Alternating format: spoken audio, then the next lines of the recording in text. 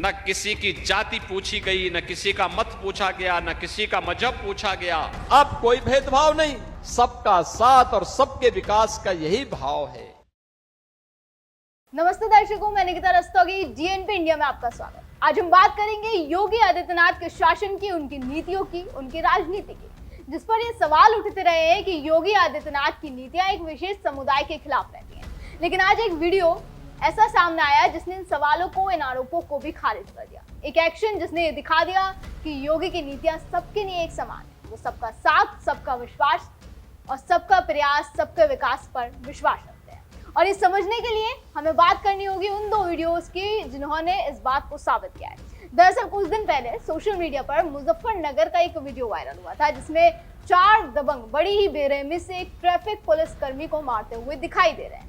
वो भी सिर्फ इसलिए क्योंकि इन दबंगों की कार रॉन्ग साइड से आ रही थी। पुलिसकर्मी ने उनको इसी बात के लिए रोका तो उन्होंने पुलिसकर्मी से ही हाथापाई करनी शुरू कर दी, उनकी जमकर पिटाई करी, उनकी वर्दी तक फाड़ दी गई। लेकिन उसके बाद योगी की पुलिस ने इन दबंगों का जो हश्र किया उसका वीडियो भी जरा आप देख लीजिए।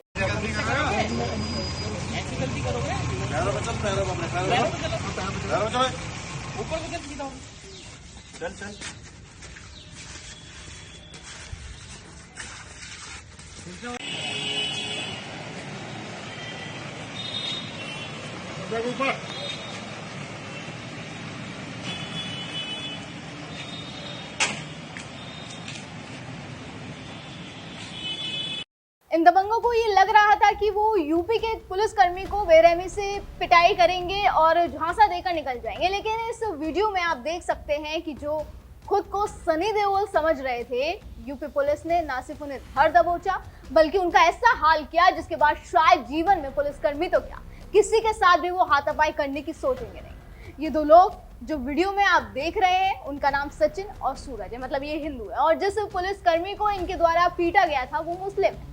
संदेश साफ है कि अराजकता फैलाने वाला किसी भी धर्म का हो, किसी भी जाति का हो, किसी भी मजहब का हो, उसका ऐसा हश्र किया जाएगा कि 7 पुश्तें भी याद रखेंगी। और ये संदेश खुद सूबे के मुखिया योगी आदित्यनाथ ने सार्वजनिक मंच से कई बार दिया। अब कोई भेदभाव नहीं, अब तो सबको अवसर मिल रहा है। सबका साथ और सबके विकास का यही भाव है। सबका विश्वास और सबका प्रयास यही है जिसमें सबकी भागीदारी होगी, कोई भेदभाव नहीं होगा। न किसी की जाति पूछी गई, न किसी का मत पूछा गया, न किसी का मजहब पूछा गया। मोदी जी ने तो सबका साथ और सबके विकास की भावना के साथ पूरे देश के अंदर समान रूप से पूरे देश का विकास किया है। और जो लोग या यूं कह लीजिए कि एक खास तबका ये प्रोपेगेंडा फैलाने की कोशिश करता है कि उनको भी अब ये समझ जाना चाहिए कि यूपी में मजहब या जाति देखकर अराजक तत्वों का इलाज नहीं किया जाता।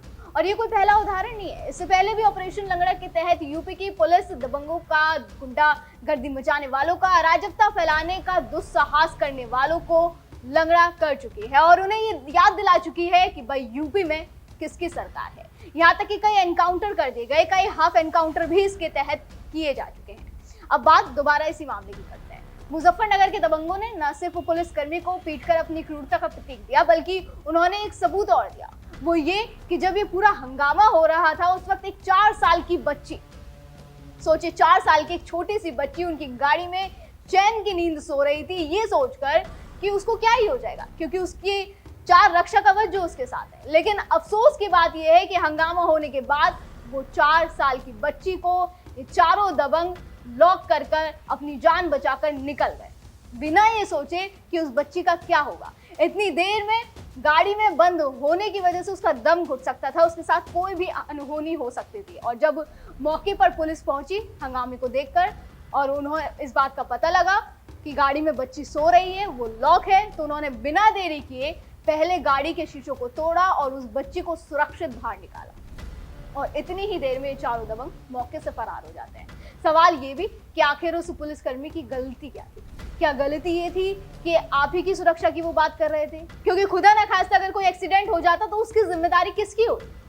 लेकिन कुछ लोगों की ये मानसिकता ही होती है कि कोई उन्हें रोके, कोई उन्हें टोके तो उन्हें बर्दाश्त नहीं होता, उनकी ईगो हर्ट हो जाती है। और ऐसी मानसिकता वालों का हाल यूपी में कैसा होता है वो आपने देख लिया है। बहरहाल 4 में से 3 दबंगों को पुलिस द्वारा धर दबोच लिया गया है। एक फरार चल रहा है, जिस पर कोई अपडेट अभी तक तो सामने नहीं आई है। पुलिस ने दबंगों की अर्टिगा कार को भी कब्जे में ले लिया है और उनके खिलाफ अब गंभीर धाराओं में मुकदमे दर्ज कर लिए गए हैं। दर्शकों, यूपी पुलिस के इस एक्शन पर आपका क्या कहना है, हमें कमेंट करके जरूर बताएं। फिलहाल आज की वीडियो में बस इतना ही। अगली बार फिर होगी मुलाकात। आप देखते रहें GNP इंडिया, हर खबर भरोसे के साथ।